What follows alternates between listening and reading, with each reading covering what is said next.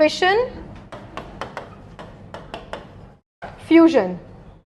ફ્યુઝનમાં fusion બધાને ખબર પડવી જ જોઈએ, બે વસ્તુ ભેગી થાય અને ફ્યુઝન કહેવાય. Like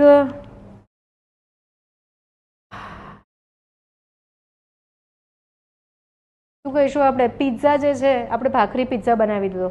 it's an Italian dish with a Indian twist. It is called fusion. When you wear a kurta on jeans, it's fusion dressing. તો જ્યારે two atoms combine and energy is emitted, it is called fusion. For example, hydrogen and hydrogen atom will form helium.